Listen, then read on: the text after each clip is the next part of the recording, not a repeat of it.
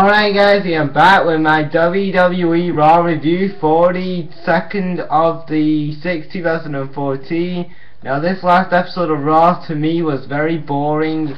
I didn't find this last episode of Raw to be very good because I was so tired. I just found this Raw very boring. Just the stuff on here was very boring. The stuff was very boring. We had the first match tonight was good between BMB and Cesaro and Sheamus versus and RVD. That tag match, the first match tonight, was very good. The end with Seth Rollins turning heel, I didn't really like that. I wanted Dean Ambrose or Roman Reigns to join Evolution, but that didn't happen. The segment at the beginning with Evolution, Batista quitting and whatever, that was an alright segment, but the rest of the show was just boring and filler in my opinion, and I don't want to see a filler show for 3 hours. In my opinion, if I want to watch a filler show, I can just go back and watch TNA. I don't really want to see another filler show, but like I said, Raw offers up this week with Evolution coming out. Triple H says that the War of the Shield isn't over, and then Batista said that he said that he's done with the Shield. He said that he wants a title shot. He said he won the Royal Rumble. He said he was promised a WWE World title shot. Then he says that then Triple H says he'll choke if he got another title shot. Then Batista says he quits. Like I said, this is WWE's creative team's way of writing off Batista because he's filming that new movie, Rise of the Guardians, I think it is. So that's why they're taking him off TV. He'll probably return like after the SummerSlam or before SummerSlam. He'll probably return Survivor Series time or Money in the. He'll probably return Survivor Series or something like that. But yeah, Batista's gone. Then the first match tonight was a tag team match. It was RVD and Sheamus versus BMB and Cesaro. This was a good match. Heyman was on commentary.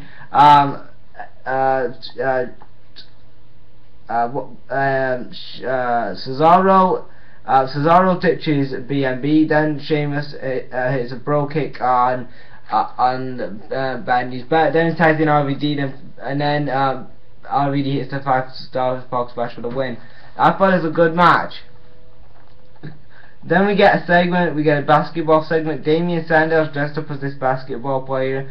Bishop comes out and hits him with a KO punch and throws a basketball in the hoop. I thought this segment was goofy. I'm not a big basketball fan. I'm not a fan of basketball. I'm not a fan of any sport except from wrestling. Only sport I watch is wrestling, so I don't know what this basketball I don't know where are they going with Damien Sandow. He is a talented wrestler with great mic skills, and he is just getting buried every single. Is him and Big Show feuding now? Like, is Big Show in a feud with Damien Sandow? I don't really know because WWE have not given me. Damien Sandow really needs a character change, but this gimmick he's got now. Where he's trying out different characters every week, I'm not liking it. WWE really need to stick Damien Sandow in a main event role in the WWE, and they really need to start putting him in a actual feud instead of him just in random segments like this basketball segment. I don't really like when WWE do that, so WWE really need to put Sandow in some big time feuds.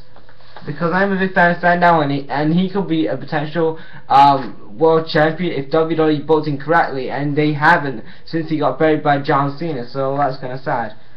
Then we get to the second match tonight, was Bulldogs versus Kofi Kingston. Bulldogs hits the Bulldog for the win. It was an alright match. Then Stephanie comes out, she says that she will strip Daniel, she says that Money in the Bank is going to be Daniel Bryan defending his WWE World title against Kane in a stretches match. I'm not excited about this. If it was me booking this, I would not pick that as my stipulation.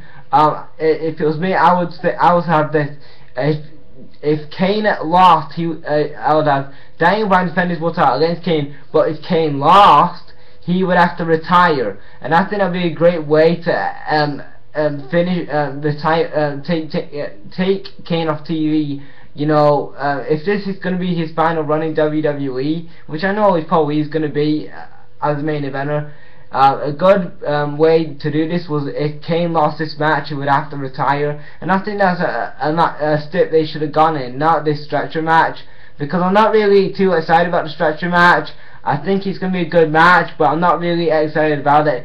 But John Cena comes out. He's trying to get a babyface reaction by sticking up to Daniel Bryan. He says that Daniel Bryan's a great wrestler, so the Authority have been screwing Daniel Bryan since SummerSlam, and he says he's tired of it. Then Stephanie puts him in a match with Kane. It was a short match. Kane gets himself disqualified because he didn't like. He had Cena in the corner, and the ref was counting up to 5, and he didn't let go. After Kane tries to tombstone John Cena onto the steel steps, then John Cena escapes, and then he hits him with a steel steps. It was an alright match. I mean, it was a short match. I didn't really care about it too much. Then we get to the fourth match tonight, which was Los Matadores versus McIntyre and Slater. Hornswoggle is now wearing an afro now. It kind of is when so Hornswoggle's wearing an afro now. He looked very funny with that afro. But El Torito pulls the afro off of Hornswoggle's head. Then Hornswoggle runs up the ramp through and are distracted. Then the Los Matadores win. I don't know how they won, because WWE's cameramen are terrible. They spent most of the night looking in different directions. I don't like when WWE, like, their cameramen are just so damn bad. The camera work on this last episode was terrible. You had little glitches. Then you had one of the cameramen at the end of Raw had the camera on the ramp when it was supposed to be on Evolution. It was bad. Then on this match here, I don't know what the finish was to this match, because the camera was on freaking Hornswoggle, so that was kind of terrible there. WWE cameraman, I don't know if they're tired or not, but they need to really really put effort into the camera work, man. Come on. Then we get a segment. Then we get the fifth match tonight, which was a 2-on handicap match. It was Nikki Bella versus Alicia Fox and Oksana. Alicia Fox hits the scissor kick for the win. Alright match. And then we get a segment. Harper says that Harper says that they're going to put down that Bray isn't here tonight, and he says that they're going to put down the Usos tonight. Sixth match tonight which was Adam Rose versus Swagger. This was an alright match. Adam Rose goes for a Bronco Buster, then he hits the party foul for the win. So it kind of looks like a Money in the Bank. We're probably going to have a Adam Rose versus Swagger match, which I thought was going to have that match at Payback, but also obviously we didn't. So I'm hoping that these I think that these two guys are probably going to feud at Money in the Bank. Then we get to the sixth match in the, oh yeah, I said that. Then we get backstage. The Usos cut a promo on the Wyatts, saying that they're gonna hit them with super kicks. Then we get to the seventh match tonight, which was the Usos versus Harper and Rowan. This was a good match here. I really enjoyed this. Luke Harper dives on one of the Usos. Then the other Uso dives on Luke Harper. Then Rowan ties himself in because he's a legal man with the other Uso. Then the other Uso gets hit with a like a body slam. So yeah, Harper gets the win. I thought it was a good match. I enjoyed it. Then we get to the eighth match tonight, which was Dolph Ziggler versus Del Rio in a Money in the Bank match, a qualifying match.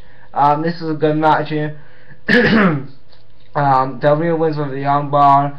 Dolph is the Fame Master in the match. I thought it was a good match here. Dolph and Del Rio have real good chemistry together. I really like this match, but I didn't like how Del Rio went over. Like, who wants to really see Del Rio in a Money in the Bank ladder match? How are WWE gonna get? I mean, Dolph Ziggler is a spot monkey in a Money in the Bank ladder match. So how are WWE gonna get a bit? I mean, Del Rio doesn't do big spots off a ladder. Dolph Ziggler does. So I don't know how WWE are gonna work this out. Then we get to the ninth match tonight. Was Goldust and the mystery partner of mystery partners Sin Cara versus Ryback. So Cody's watching on a TV screen backstage. Ryback hits a shell shot for the win. I mean, it was an alright match. So it kind of looks like every single week we're gonna have Goldust and a partner of his choosing every single week till Cody comes back. Then we get a segment. Rusev gets the medal. I didn't care about this segment. 10th match tonight was supposed to be Roman Reigns versus Randy Orton. Before the match, Triple H says that he's adapted to the Shield. he said he's learned to adapt. Then he says that there's going to be Plan B. Seth Rollins gets a chair. He hits Roman Reigns with a chair. Hits Dean Ambrose. And after the match, after that, Randy Orton hits an RKO on the chair on Reigns, and after that, Evolution stand over Reigns and Ambrose. I thought that Dean Ambrose should have turned with Evolution because Seth Rollins. It would have made sense because Dean Ambrose is a natural heel, and it wouldn't have made sense to have Seth Rollins, who is a natural babyface. I mean, he doesn't. I don't know him as a heel. I don't really like him as a heel. I can bear as a babyface, but Dean Ambrose, I would like to see him. I thought it was going to be him or Roman Reigns, because not many people thought Roman Reigns would join Evolution, and I thought Roman Reigns would probably join Evolution, but obviously not. It's Seth Rollins. But I mean, I'm not a fan of Seth Rollins. He's not my favorite Shield member. Dean Ambrose is. It would have been nice to have Dean Ambrose be you know, part of Evolution. It would have been cool. So that is my WWE Raw review for the 2nd of the 6th, 2014. What do you guys think of the show? Leave your thoughts in the comments, and thanks for watching, guys. Where I go.